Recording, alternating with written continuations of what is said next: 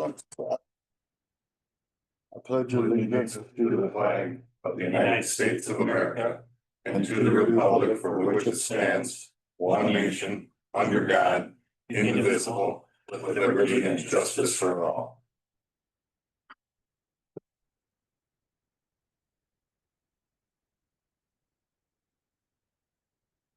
Thank you, everybody.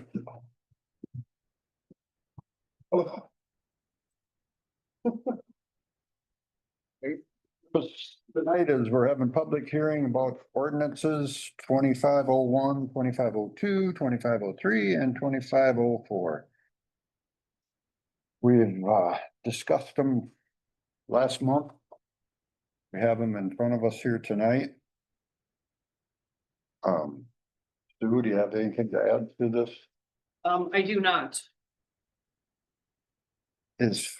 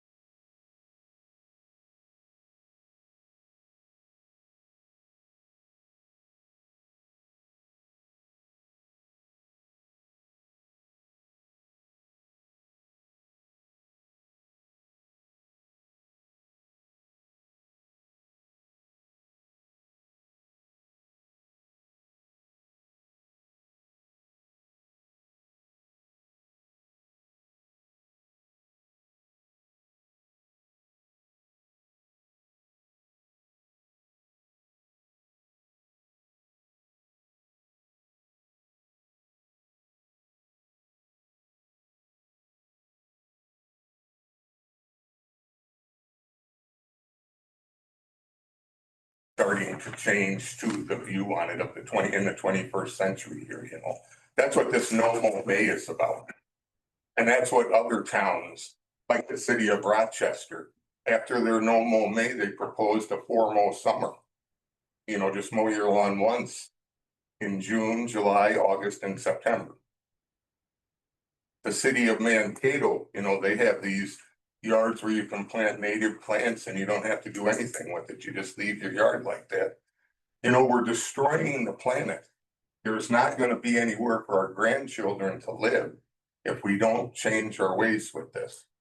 And I can guarantee you within the coming decades that there's going to be laws passed that are going the exact opposite of what you're doing with this vegetation law here. I personally would rather see someone that never mows their yard, which I think is excessive, don't get me wrong, than someone that's out there 2 or 3 times a week excessively manicuring it. Yeah. It's bad for the environment, and there's gonna be nowhere for our grandchildren to live if we continue with this. Yeah, to each their own as far as their property that way. As far as you're talking about weed killer, hey, you can fire up a weed whip and knock it down just the same. How you choose to keep the weeds down is. So weed whip is still polluting the environment.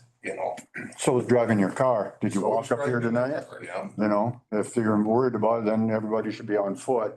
There'll be no farming, there'll be no trucking, there'll be no industry, there'll be nothing. You're gonna die one way or another because you won't have nothing to eat. So then, You know- I do like the natural way. I don't spray my yard. I'm the only one in my cul-de-sac that does not spray my yard. I like natural as can be. I also like the native Minnesota, you can have spots for those in your yard contained and, you can do things without looking with being able to stay within these ordinances.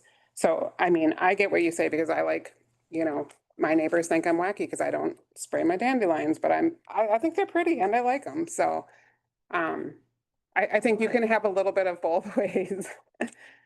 I think you can stay within the ordinance and still be somewhat. Well, it's gonna go exactly the opposite in the future. I may not live to see it because I'm pretty old and near death. But I guarantee by the time my children or grandchildren, it's gonna be swinging the exact opposite way. So Where do you think the farming industry would be without herbicides and stuff like that to take care of the weeds? we'd be a lot better off. We're overproducing in agriculture to feed overpopulated places all over the planet, full of people that hate us. It's a really dumb agricultural way to go. We should just be producing enough food to feed ourselves here. Yeah. We're poisoning the soil, the air, and the water and everything with this overproduction of agriculture. Well, I think the farmers do a very good job of managing their spraying and keeping the weeds down. I mean, if you had a yard next to yours and you had a bunch of bull thistles about this tall, and they all blow over in the next guy's yard and they start growing, do you think there's beauty in that? Beauty is opinion. Yes, sir. I just wanted Your name is? I'm sorry, Dale Brolick, Halliday Street. Just want to make a comment in support of the ordinances. I moved to Good Thunder 25 years ago, June of 2000. This was a nice town. That's why I moved here. I'd work in Mankato. Nice, quiet town. People took care of their stuff. It wasn't unsightly like it is now. Since I've been here, things have changed drastically just on my block. Now that the neighbor's property is a rental, I have that grass that's only been mowed once this year that I have to look at outside of my landscaping that I spend hours to try and take care of and try and make it look halfway decent. And I can't go outside without seeing that because that's right out my front door.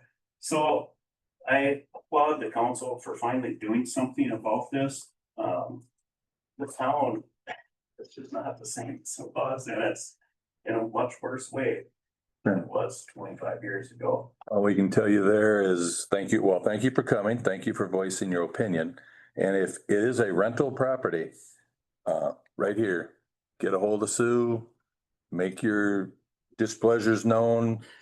I have been in contact with the property owner several I was times. gonna say, as landlords, Yes. person should know about that, correct? Yeah, Correct. And like I said, I have been in contact with that landlord at least once or twice a week the last month.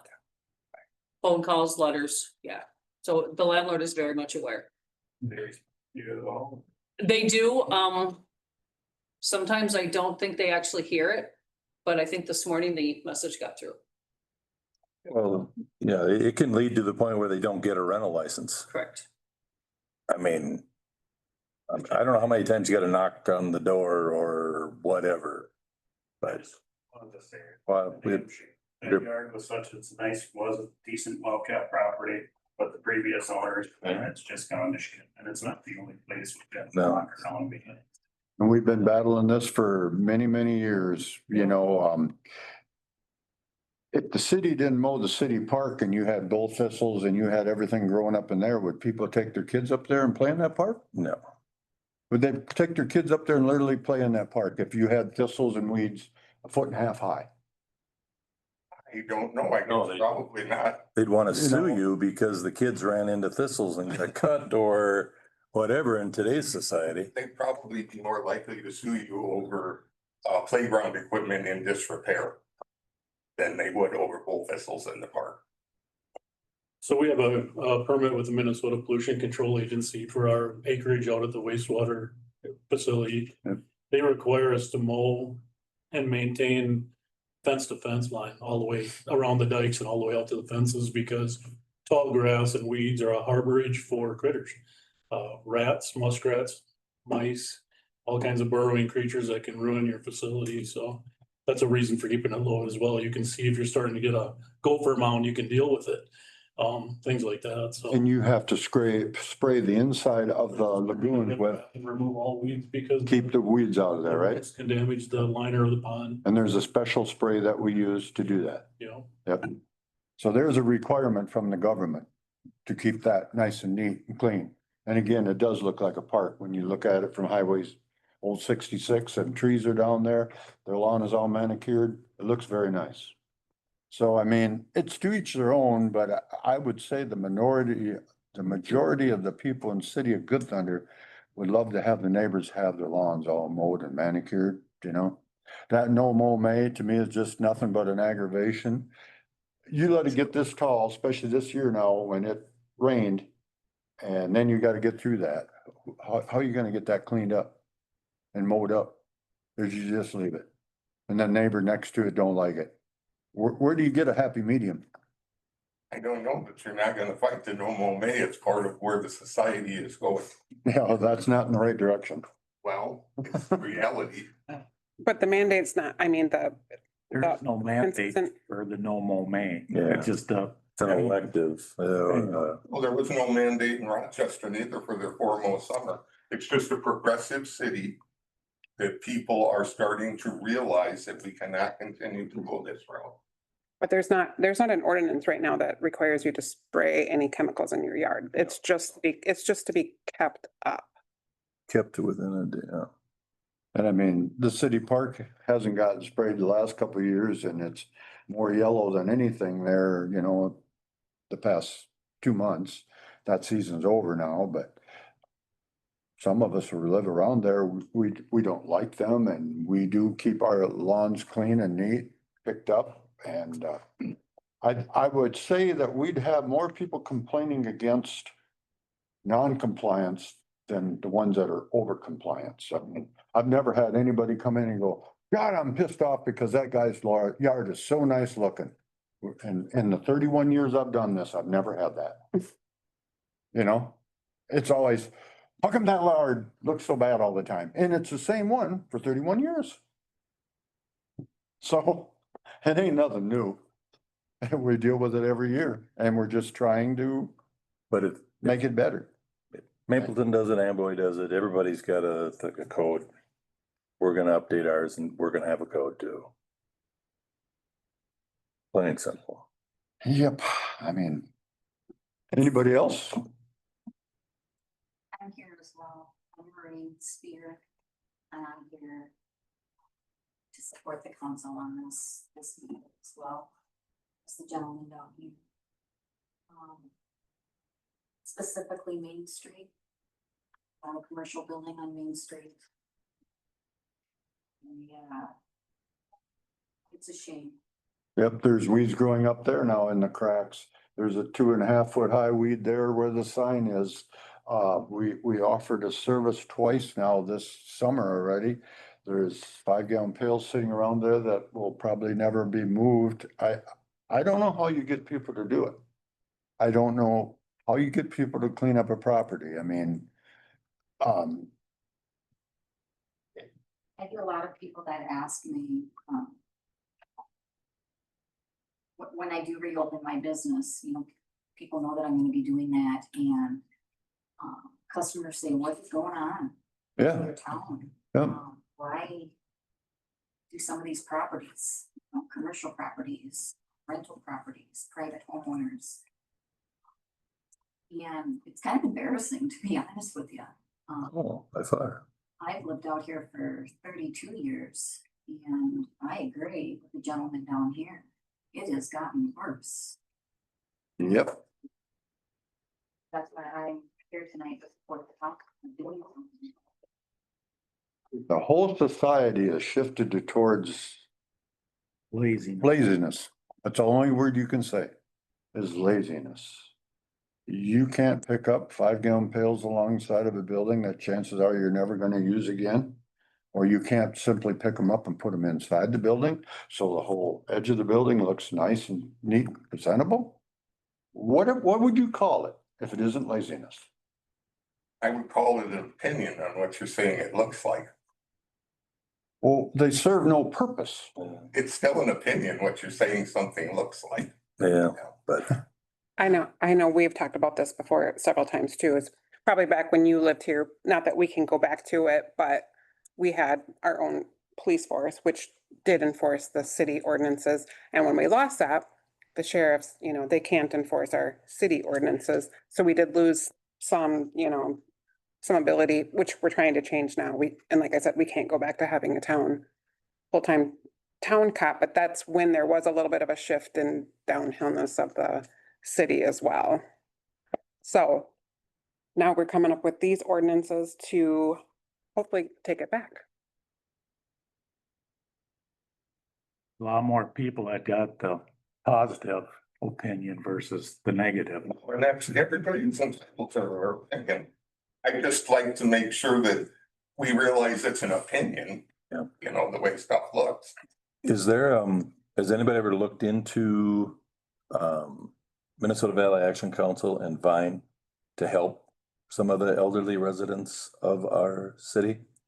No. Can we make some phone calls? And I've been told Absolutely, that they yeah. offer stuff like that. I understand when they're elderly and they can't do it. You don't have family maybe to come and help you do it, or they're too busy, too lazy, to whatever to help out. A lot of it is, the resident also needs to reach out too. I mean, I Yeah. can definitely get that information and I can put it out there. We can put it into water bills. Put it in water bills. I just Yeah. thought of that the other day. Somebody told me that they do, and let's try to cover any avenue we can to get people some help if they want help keeping their properties up. Right. Anybody else in the community comment then about the ordinances that we have here tonight in front of us? Do you have copies of those ordinances? I've never seen. Yeah, Yeah, Got more, Sue? yep, I do have a few more. when she comes back, can you state your name for us, please? Nobody wants it On the record, yeah, we do. Yeah.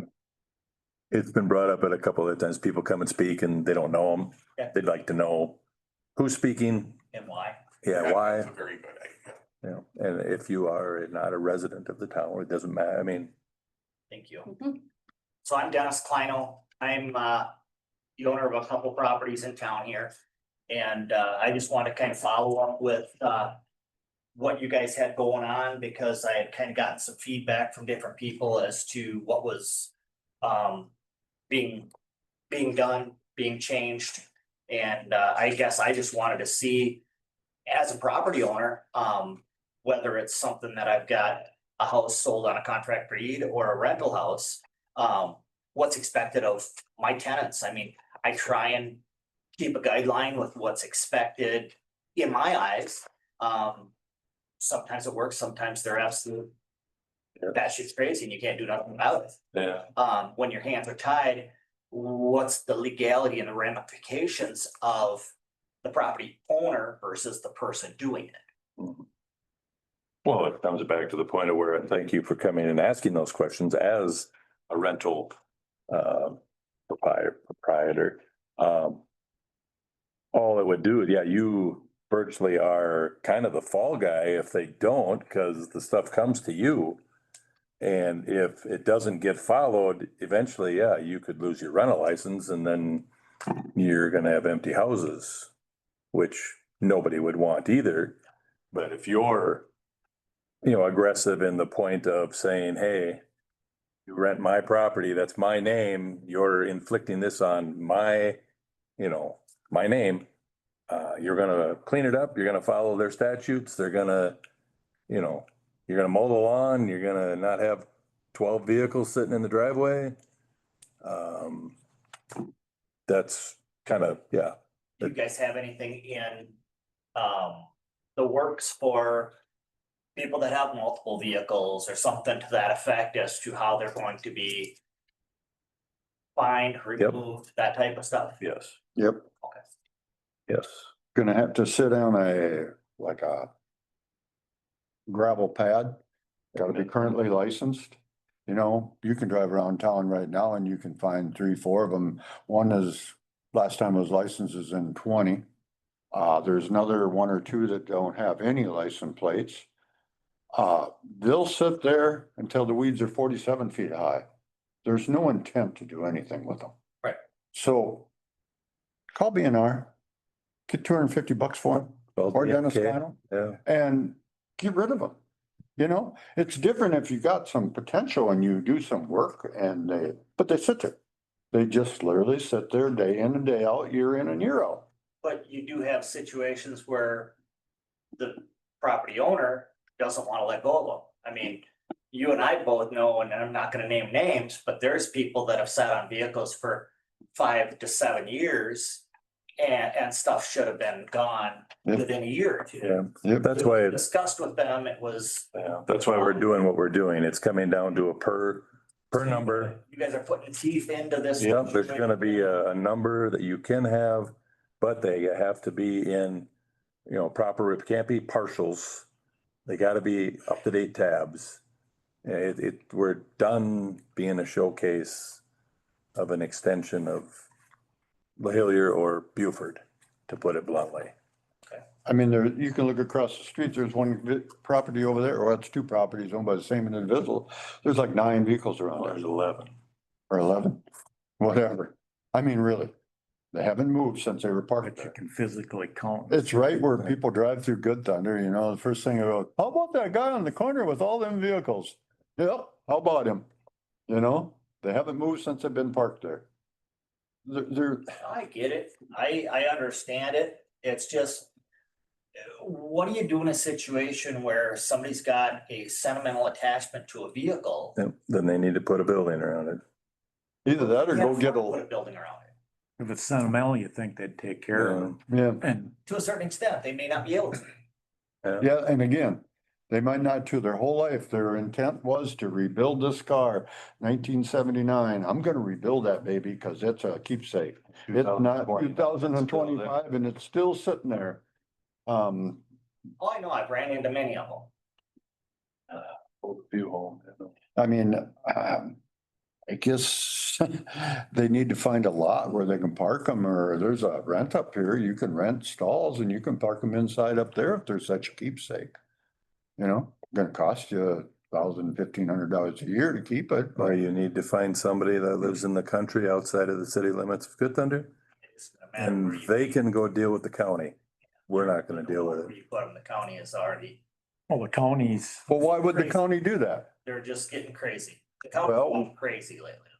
We're not crazy, but we're trying to get rid of some of the same stuff that just sits here and doesn't go anywhere. But on the flip side of the coin, when the county's doing it, they're trying to get rid of these vehicles, and then the facilities that they're going to, it turns into a situation of now there's too many vehicles on that property. Mhm. I mean, it's a double-edged sword, Yeah. I mean, so that's kind of where I'm coming from is you've got to have a reasonable amount of time to make it all happen too.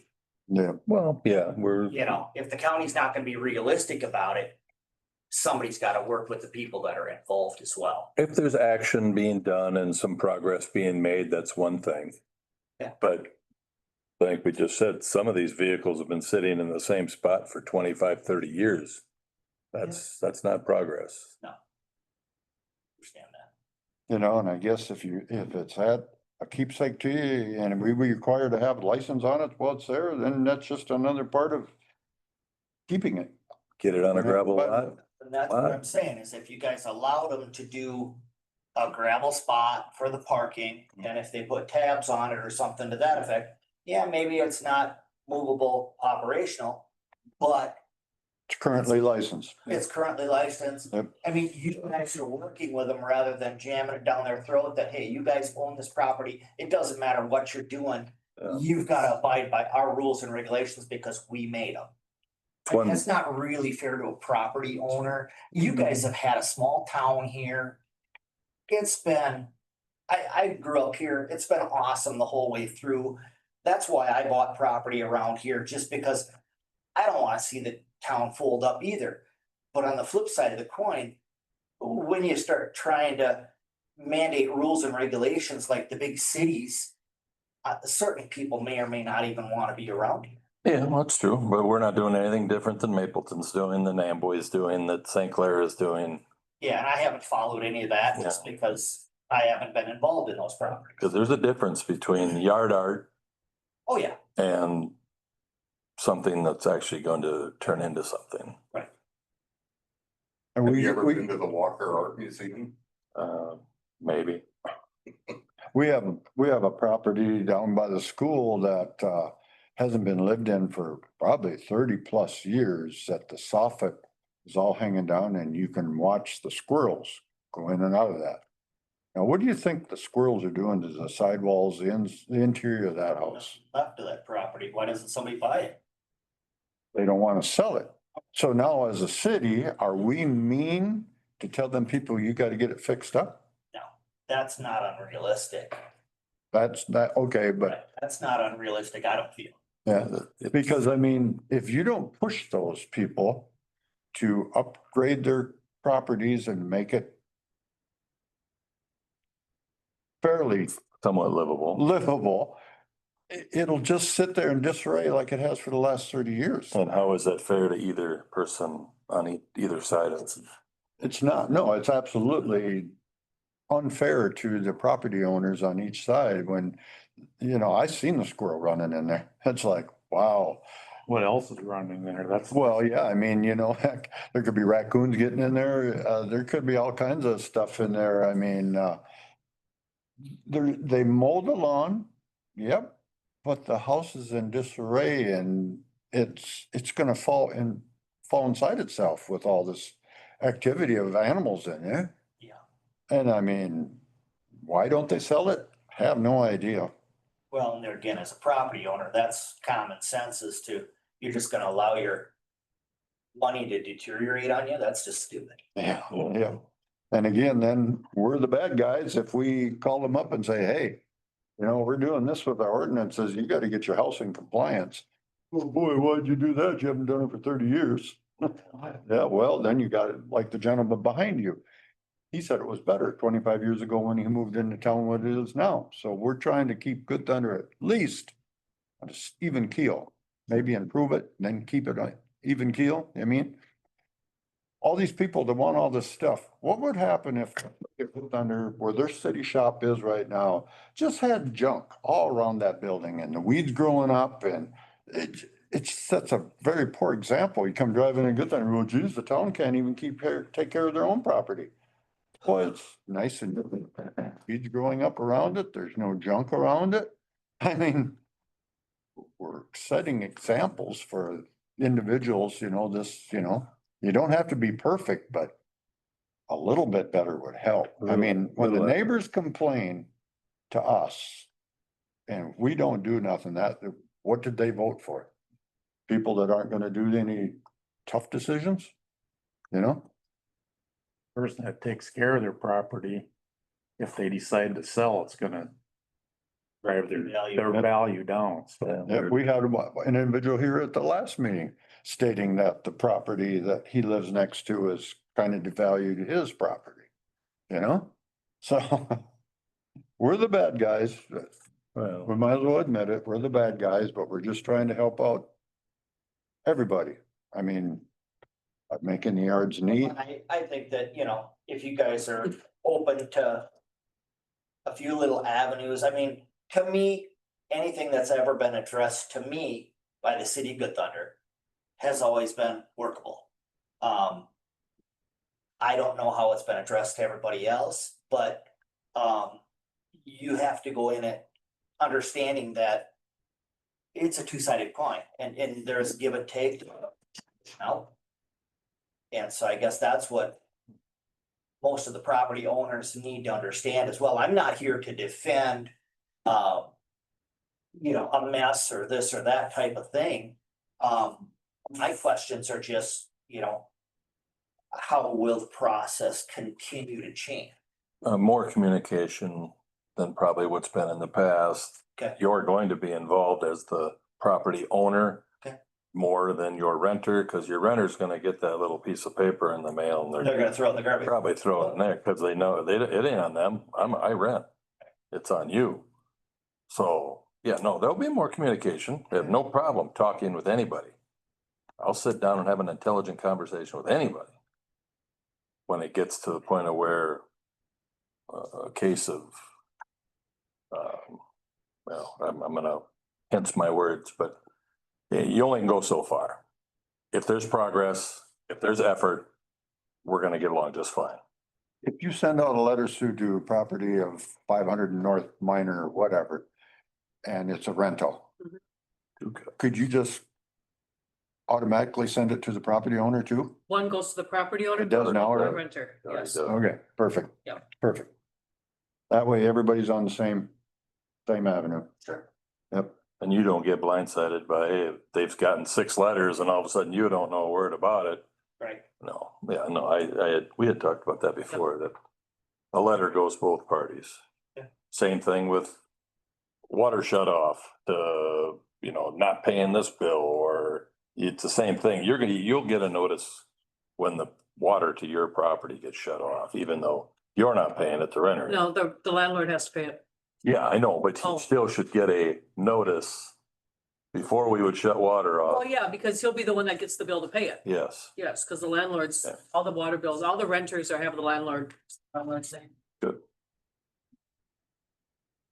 Well, there's no more further I got one more comment. About your fee schedule, you know, $1,000 fine and 90 days in jail.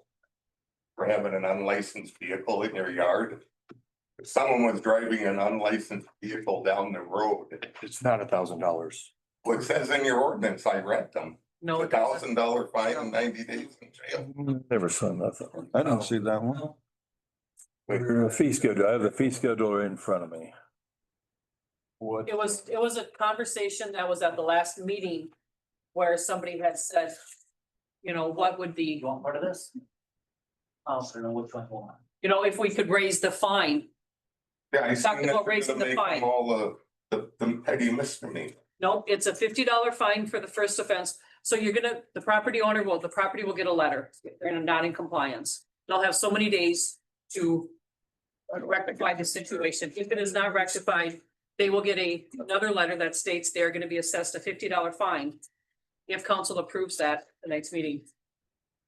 And they'll be invited to the council meeting, to call the next council meeting to state their case, So try to figure out, there is a reference. I just gotta follow. I read it in where there. is it? Did you see it? It's the very, it's, I don't remember which one it was in.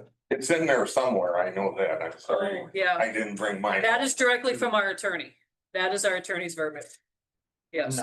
Well, that's in the ordinance, that the way I read it, that any ordinance you're got in that Yeah. there could be Yes. possibly Yes. get 90 days in jail and $1,000. Is that saying that as a last resort, That is, that you've that done is absolutely after nothing? everything we do, and then we turn it over to the attorney. And the attorney takes it from there. That's where that plays into effect. It would be quite a few steps That would be down an the- abatement process, yes. Extreme that. Yeah. Yeah, Yes, that's very Yes. excessive. Like I said, if someone was driving an unlicensed car down the road, they didn't have insurance on it, and possibly even a first-time DWI, they would not get $1,000 fine in 90 days in jail. Ask that guy behind you. yeah, Yeah, It'd be much more expensive than $1,000. That's it right. would be. Yeah, it would be. Yep. yeah. But You lose your license automatically for 30 days, right? DWI, if Without any of the fine, the reinstatement fee for the license alone is $685. That's with no fines in the scenario you just mentioned. you know, And if that guy's driving through Good Thunder, just call them guys. I'm just saying an example. Well, for sure, an unlicensed vehicle and no insurance on it, they wouldn't get $1,000. The judge wouldn't give it to them. Probably depends on their driving record. and if Yes. they've got history. Yeah. And the way it sounds to me, without knowing anything else, it sounds like what they had mentioned would be a absolute worst case scenario if there were, a series of documented non-compliance. So maybe this ordinance just has teeth in it. So, There you you know, boy, we better take care of it. It's $1,000 fine or 90 days in jail, maybe, you know, it's just simple. You don't go that far. It's just that simple. Yeah. You know, and if you choose to go that far, that'll be on the property owner and the city attorney, right? If it gets that far, we're not involved, then the attorney will be involved. And it says if any person convicted violating, so that would mean you'd have to go through a court process before that happens. Due process of law. No, the fee schedule, that's where or the administrative fines, it's gonna be $50 for a first offense. Second, 100 for the second. So that's where we're starting, so.